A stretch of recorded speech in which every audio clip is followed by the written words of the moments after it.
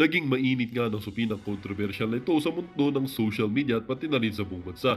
Isang malaking kontrobersya ang sumiklab matapos akusahan ng National Bureau of Investigation si unang ginang Lizatanas Kuting or Lizatanas Bugs bilang mastermind sa umunay planong pagpapategi kay Vice Presidente Sara Duterte.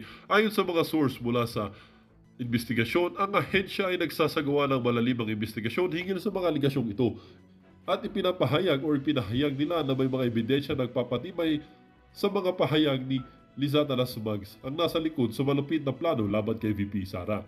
Ang insidente ito ay mabilis na kumalat sa mga balita at naging pangunahing paksa sa mga talakayan sa mga social media platforms.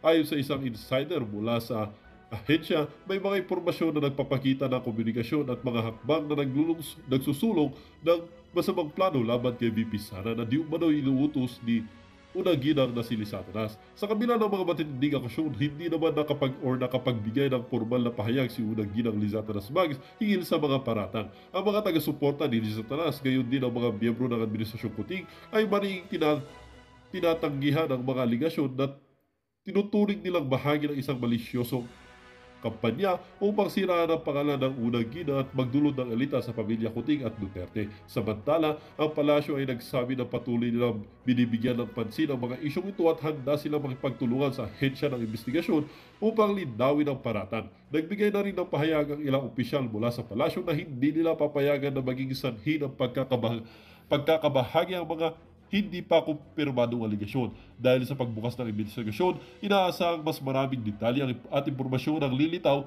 sa mga susunod na araw. Marami ang nag-aabang kung ano ang hakbang at isasagawa ng mga otoridad, pati na rin ang magiging epekto nito sa politika ng bansa. Lalo na't ang mga aligasyon ay patungkol sa mga mataas na opisyal ng gobyerno. Kasabay ng mga paratang, nagsimula ring dumami ang rally at protesta mula sa mga taga-suporta ni VP Sara na kinokondena anumang banta sa kaligtasan ng Vice Presidente at naghayag ng kanilang suporta kay VP Sara. Tila nagiging isang malaking pagsubok ito para sa administrasyon na nahaharap ngayon sa isang seryosong issue ng pamamahala at seguridad. Well, para nga sa kabuang detalye at impormasyon ay panoorin na lamang natin ang buong video at salamat na rin sa ating mga solid viewers sa walang sawang pagsuporta. At kung hindi ka pa nakapag-subscribe sa ating channel ay mag-subscribe ka na para lagi ka maging updated sa ating mga balitang or sa ating mga videos na ina-upload araw-araw. Ito na nga mga kaibigan, ating panoorin.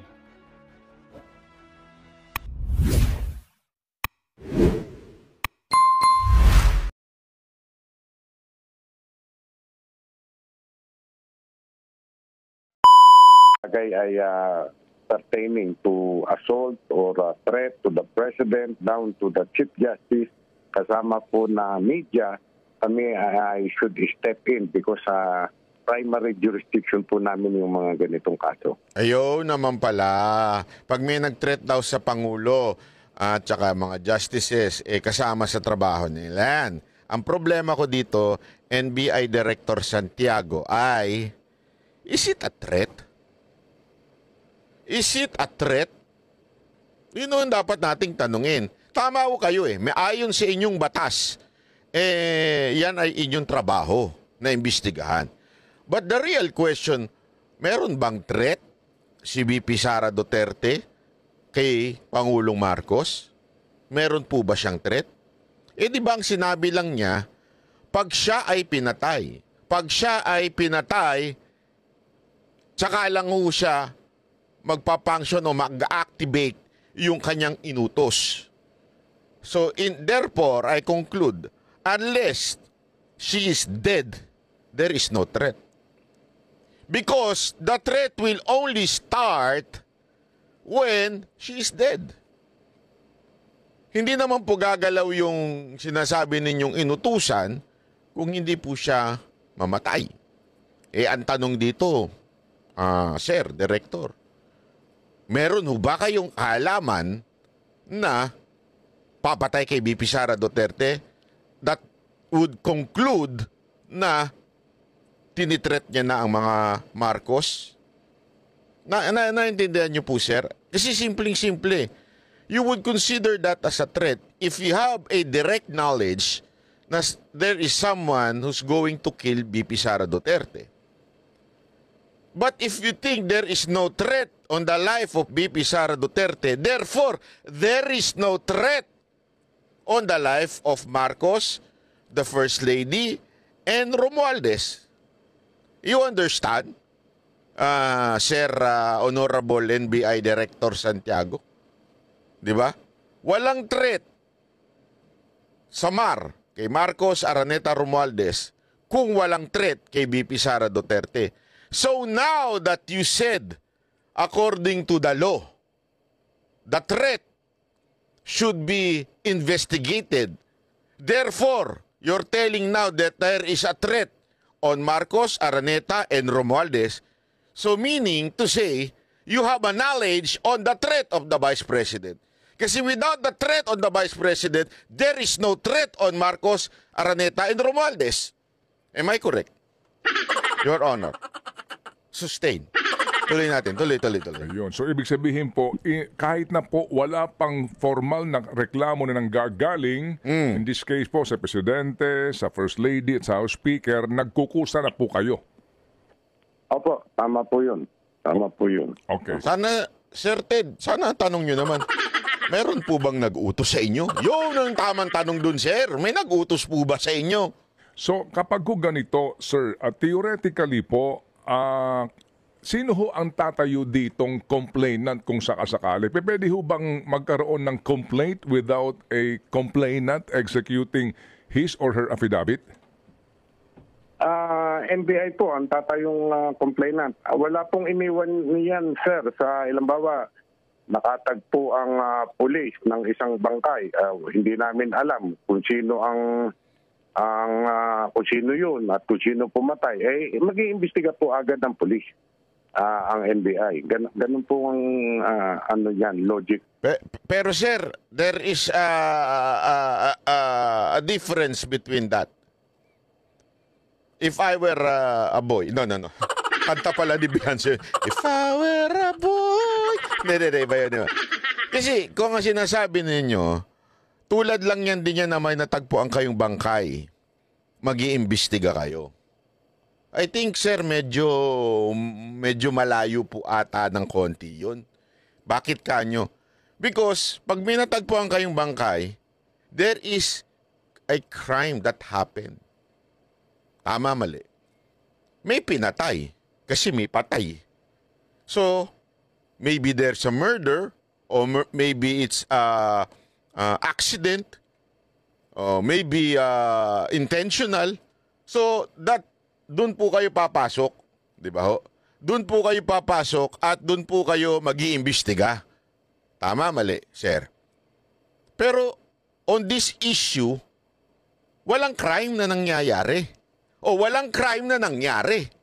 So, why would you investigate in the first place if there is no crime? So, yung analogy nyo po, sir, medyo lumiligwak ng konti. Naintindihan ko, sir. Naiipit na kayo sa sitwasyon. Napag-utusan na kayo, sir. Naintindihan ko yun. Maganda siguro kung ako sa inyo. Kung ako ang PR nito ni Doc NBI Director. NBI Director, pwede mo akong i-hire. Walang bayad. If I were your PR, maganda, sir, hindi na lang po kayo nagpapa-interview. Maganda, nagbibigay na lang kayo ng official statement. Kasi pag nagpapa-interview kayo, madadali kayo, sir. Maniwala ko kayo sa akin, madadali ko kayo. Unless, yung nag-i-interview sa inyo ay kasama ninyo. Alam nyo na ibig ko sabihin, yung kasamang mag-i-interview.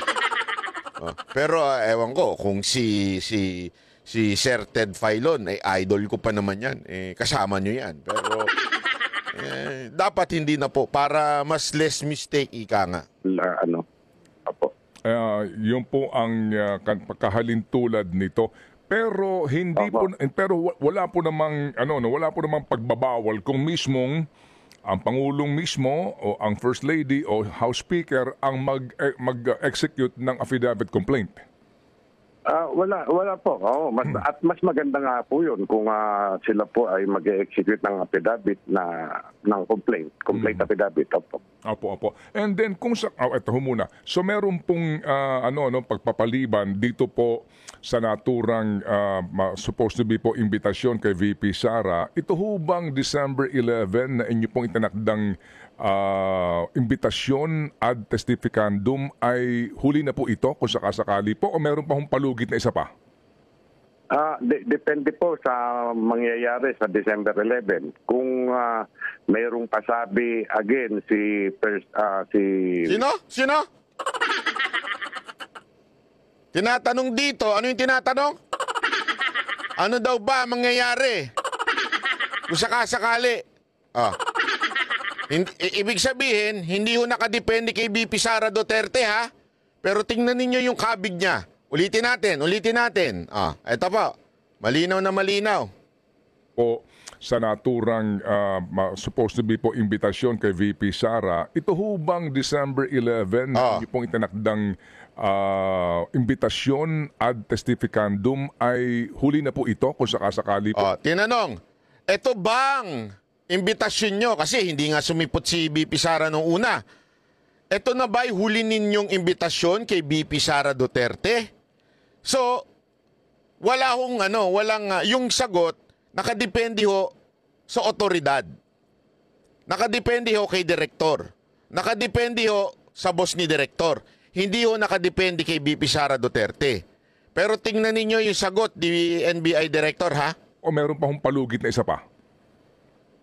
Depende po sa mangyayari sa December 11. Kung mayroong pasabi again si kung may pasabi daw anong pasabi? Si Pers? Anong Pers? Sinong Pers yan? Dito booking na booking. Kung may pasabi si Pers, ito yung word na ginamit niya, pasabi. Ibig sabihin, may utos. Pasabi.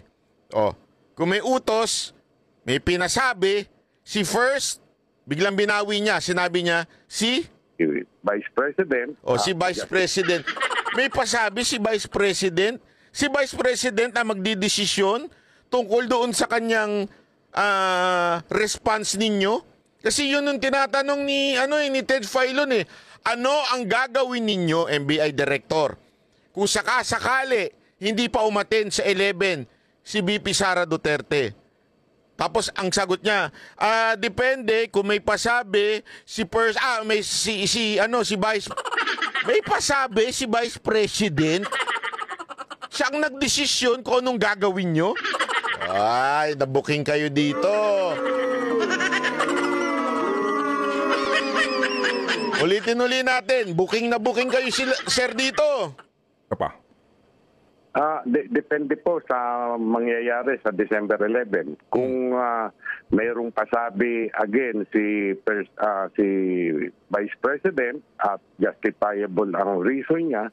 Kung may pasabi daw si Vice President o reasonable. Sabi dito kung may pasabi again. Ibig sabihin may una nang nag-utos.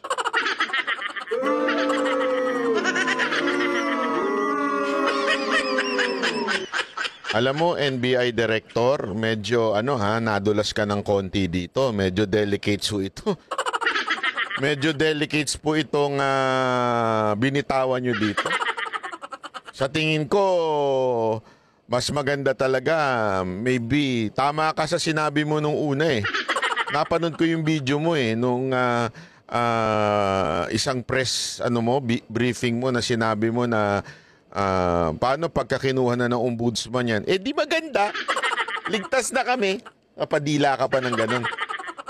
Alam mo sir, naiintindihan kita. Hindi, naiintindihan ka ng taong bayan. Sa totoo lang naiintindihan ka ng taong bayan na tila, alam mo yun, naiipit ka sa sitwasyon. May nag-uutos sa'yo, alam mong medyo sabit-sabit yung utos, naiipit ka lang sa sitwasyon.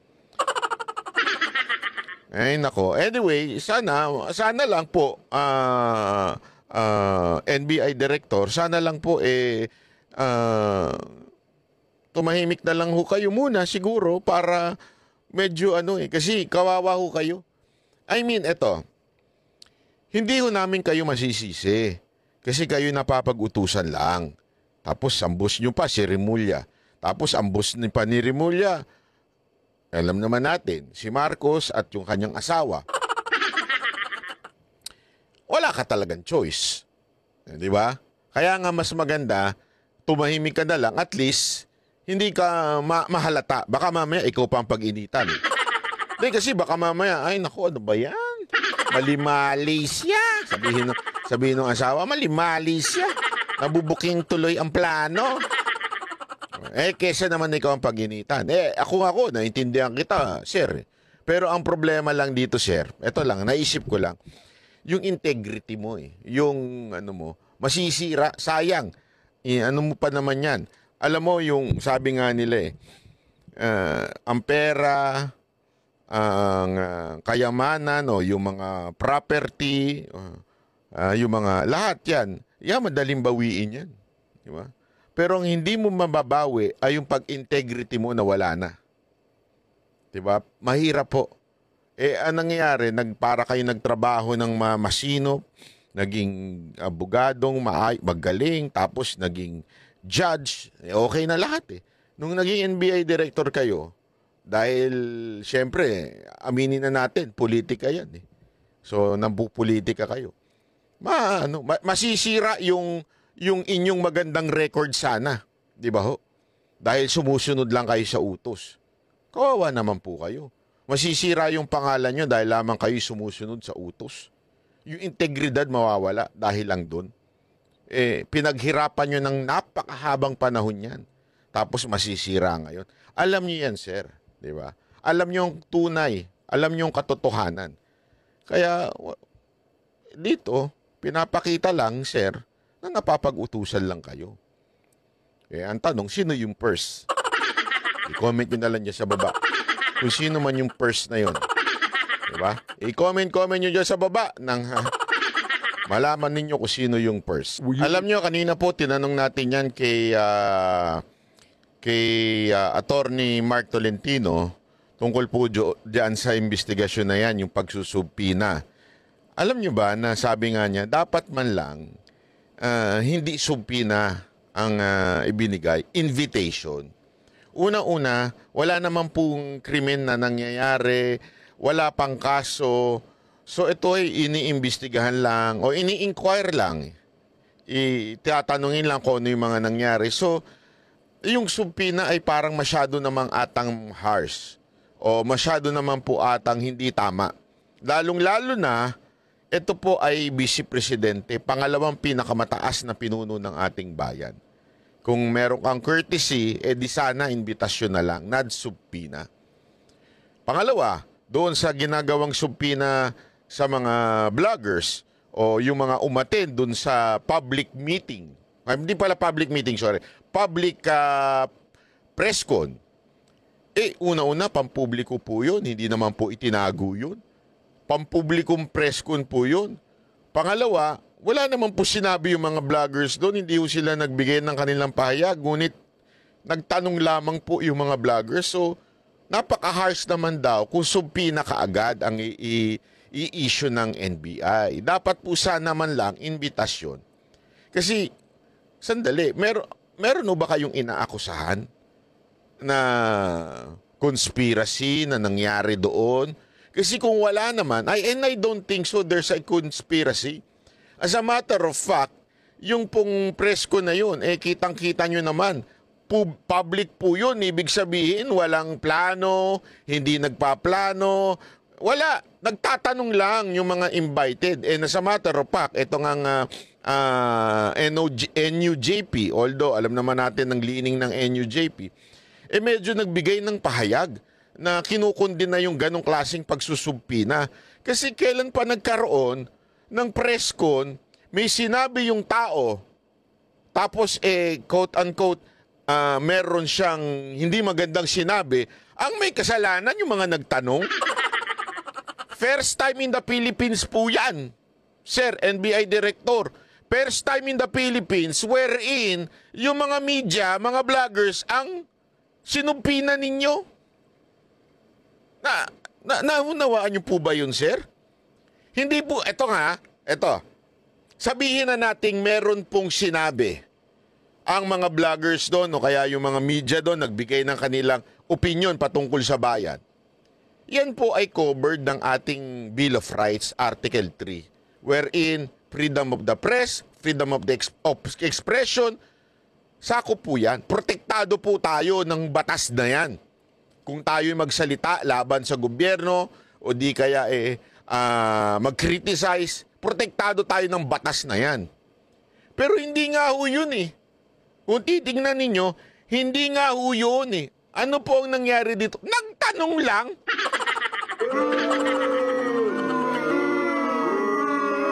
Bawal na po bang magtanong ngayon? Kasi kung bawal magtanong ngayon, marami talaga ang makukulong. Kontakin mo yung mga nagtatanong, Sir, saan po ba dito yung McDonald's? May sumpina ka. Bakit? Nagtanong ka eh. Gago! O, di ba? Paano yung mga naliligaw? Hindi na sila pwedeng magtanong? Ano? Hindi, eto, seryoso ng bagay ito, sir eh. Masyado hong katawa-tawa itong sumpina na binigay niyo sa... Sir, hindi po ako dumedepensa sa sarili ko Hindi po ako kasama doon. Hindi naman ako nagpunta doon sa press con na yun. Wala po ako doon. Okay, hindi po ako kasama doon. Kaya hindi ko sinasabi to para depensa ng sarili ko. Wala pong ganon. Hindi po ako kasama. Sandali. Linawin ko hindi po ako kasama doon. Baka may sasama na naman ako na iba dyan. Hindi po ako kasama doon, okay? Kaya lang, maling-mali po kasi yun. Kaya nga nag-react ni Enyo GP. Dito ako nagtataka. Sana gumising-gising naman yung National Press Club. National Press Club, ano kayo? PP na ba kayo ngayon? Ha? Hindi, ako nagtatanong lang.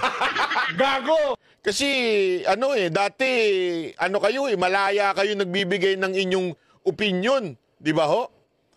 Pagdating sa mga press freedom, ganyan-ganyan, malaya kayo nagbibigay ng opinion. Sandali, parang tila pipi kayo ngayon. Ano nangyari sa inyo? Oh, di ba? Ano pa naman, meron pa naman tayo mga kakilala dyan, yung vice president nyo dyan na sino ba to? Si Yusek Antiporda. Nung panahon niya, matinu-tinu dyan, nagsasalita yung mga yan. Bakit ngayon tila nawala na? Di ba? Di ko maintindihan. Kaya, yung dati ho yan, yung dating pamunuan. Ngayon po, anong nangyari? Tutulog-tulog po ba ito ayon sa presidente? Sandali hanapin natin Kasi ewan ko kung bakit tila hindi ata updated yung page, yung channel nila. Pero parang hindi ata updated yung channel ng National Press Club eh. Ewan ko ba kung bakit ganito to, press pa man din kayo. Tapos hindi naman pala updated, di ba? Pero kung sino man ang presidente diyan, yung National Press Club na yan, kasi tinitingnan ko ngayon, ang labo ng nila ng kanilang impormasyon eh. Yung impormasyon nila dito, ang presidente, nakasulat dito, 2018 to 2020, ang kanilang presidente si Gonzalo. Ano nangyari? Tutulog-tulog kayo dyan? Ba't di man lang kayo magbigay ng opinion nyo tungkol sa mga medyang sinasakal lang pamamahayag, sariling pamamahayag? Ano to? Tulog kayo lahat dyan? Ha? Proceed sa inyo pong investigasyon, kumbaga nag-wave na sa kanyang karapatan sa paunang imbitasyon, ito pong hindi pagsipot ni VP kung sakasakali po, Justice. Opo. Opo sir. Alam niyo po, dalawang bagay po ang gusto naming maimbestigahan, motu proprio. Una po, yung threat po niya kay Pangulong BBM, sa First Lady at sa Speaker. Pangalawa, yun pong threat na sinasabi niya sa media. Una po, wala pang formal complaint din na umaabot sa amin. But then, we will take cognizance of that complaint niya. Katulad din po nung isa. Kaya dahil siya ay Vice President, ay katungkulan din po namin na protektahan at imbestigahan siya. Okay, opo.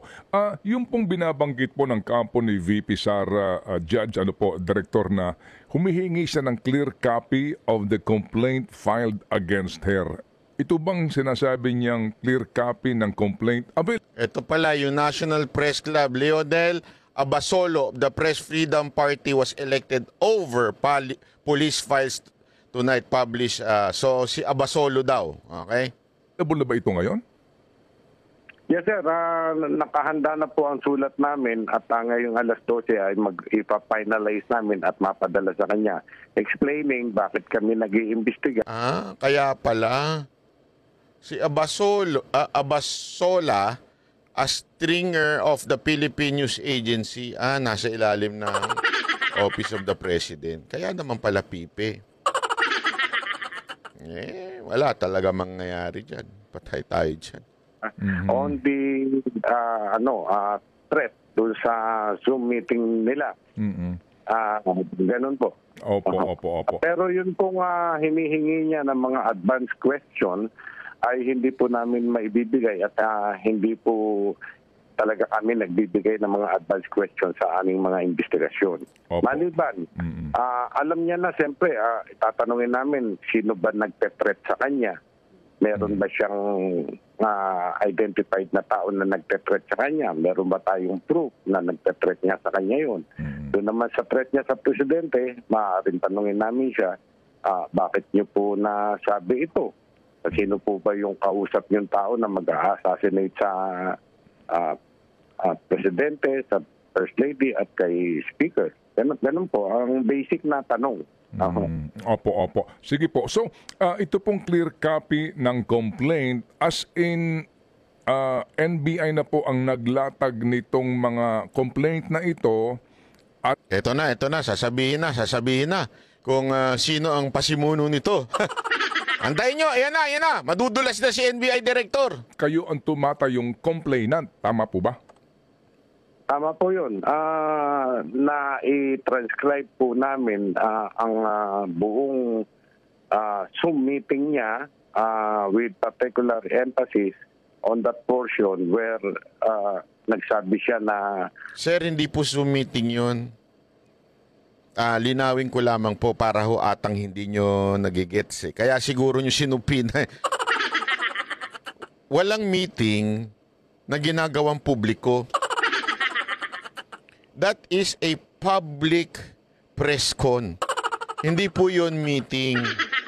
Kaya nga may mga media po doon eh. Kung meeting po yun, edi sana itinago, naka-private. Hindi po yun in-upload, sir, ha? Linawin ko lamang po, Director Jaime Santiago. Yun po, sir, ay live. Live po yun, sir, na nagaganap. Pag siya namatay o siya napatay ay ipapapatay, dapat patayin din si BBM, si First Lady at si Speaker. At yung salita niya na no joke twice. Yung gano'n, yung portion po na yun, doon kami nagbibigay ng emphasis, kaya iniimbestigahan natin. Remember, sir, this is involves national security, national interest, kaya po kami pumasok na. Opo. Sa grave threats po, under our revised penal code naman, Judge, Director, klaro ho naman ang elements nito. Can you just educate us, please, kung mamarapatin nyo, sa Cybercrime Prevention Act at maging sa Anti-Terrorism Act, ano ho mga elemento nito para natin masabi na pwede ho na ito pong mga batas na ito ang maging basihan po ng dagdag na reklamo? Yun pong particular na kaso na isasampa namin sa kanya ay pag-aaralan po namin mabuti. Kaya ayaw ko nga mag-advance. Pero doon sa grave threat po na sinasabi ninyo ay simple lang po yun eh. Tinakot mo ang tao, may kondisyon o wala. Dito po may kondisyon pag siya'y namatay. But then, hindi po pinaparusahan yung kondisyon, kundi yung pananakot, yung act na pananakot. Parang ganun po yun eh. Opo. Sige po. So, Director, ito lang po, kumbaga, presumption lang po ito.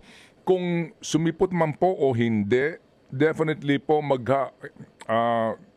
pagbabasehan po ninyo ang sagot ni VP Sara, kung maghahain na po kayo talaga ng official complaint sa DOJ para po magsimula na din yung preliminary investigation. Ganun ho ba yun? Kita niya. Ito tinatanong na, what is the next move?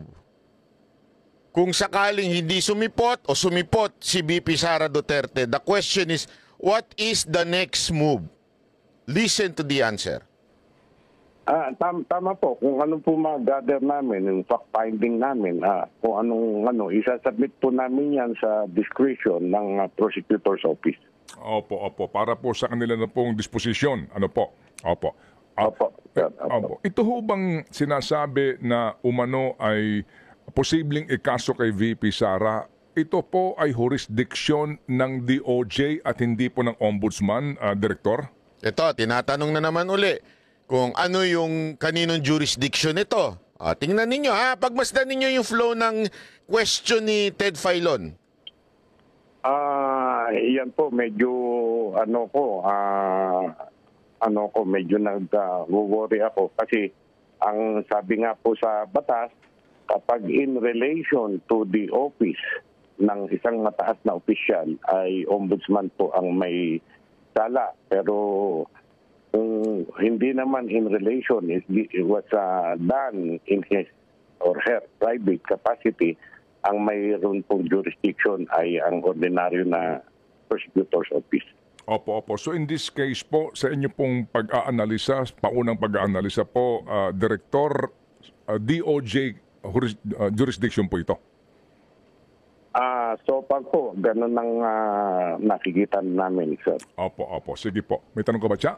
May pahabol lang pong tanong si Chacha. Please, Director? Yes. Bago po ito susunod na tanong ko, yung kaugnayan lang po doon sa mga tanong ni Manong Ted kanina. Yun pong binigay natin na kumaga kortesiya dito po sa ating sa ating Vice Presidente na hindi muna patawan ng anumang parusa from NBI dahil hindi po siya dumalo ditong nakaraang sabina. And there are people saying, ito po bang ganito ay ibinibigay din po ba natin na trato sa mga ordinaryong mamamayan na may sabina po from NBI? Opo, sa lahat po yan. Kung ilambawa may iniimbestigahan kami, ordinaryong tao, at nagpadala ng abogado na siya ay may sakit, o siya ay out of the country. Basta any justifiable reason, pinagbibigyan po namin yun. O para din maklaro natin sa mga nakikinig sa atin, ang naging dahilan din po kasi nung abogado ni VP Sara dahil parang naging short notice po yata, hindi raw siya masyadong aware na hindi matutuloy yung hearing po sa Kamara. Tama po ba ito, Direktor? Opo, kung babasahin po yung kanyang excuse ay idinadahilan niya po na merong hearing sa House at siya po ay naghahanda para doon. Ngayon, yun pong paliwanag ng abogado, late na nang matanggap ng Vice President yung abiso na canceled ang hearing sa House, kaya naman siya ay hindi nakapaghanda para sa investigasyon ng NBI. At least, I think, kahit paano, klaro po yan dito sa mga nagsasabi nga na parang hindi nagiging patas po ang NBI at nabibigyan ng special treatment si VP Sara. Dito naman po sa sulat po, okay. Sige po, sagot po muna tayo doon, Direktor. Yes, ma'am. Patas po ang magiging investigasyon natin. Kami po ay mandato lamang ng batas, kaya kami pumasok at nag-iimbestiga. Hindi po ipawalang bahala yung threat sa Presidente at pati na po ang threat sa ating Vice President. Opo. Dito naman po sa sulat sa inyo ni Quadcom Chair, Representative Ace Barbers, tungkol po dun sa pag-identify, pag-iimbestiga at posibleng paghahain po ng kaso dito sa mga di umano'y organized vloggers daw po na patuloy po yung pagkakalat ng fake news sa social media platforms na YouTube, TikTok at iba pa. May balita na po ba dito, Direktor? Ngayon nga lang pong umaga sa akin umabot siya na humihingi ng tulong sa NBI si Congressman Barbers. Alam niyo po, ang NBI ay kahit walang pasabi ay nagmo-monitor po kami, proactive po kami, nagmo-monitor po kami ng mga social media, scammers, yung mga ganyan. Minomonitor po namin yan at daw po sila. Ang ating karapatan ng pamamahayag ay hindi po unlimited. Meron pong limitation yan. Kung ang mga salita nila ay will lead to, sabihin natin, inciting to sedition o nakakagulo na, maaari po kaming umaksyon at sila ay supinahan namin. Oo. So, meron na kayong initial investigation even without po yung letter nitong si Rep. Ace Barbers. Dito po sa mga investigasyon, sa mga tinitignan ninyong social media accounts, may katotohanan po na posibleng yung iba ay funded by Pogo daw? Hindi pa po natin masabi.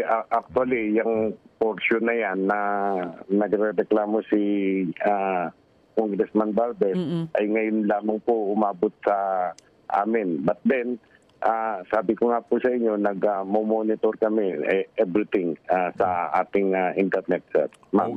So, paano yan?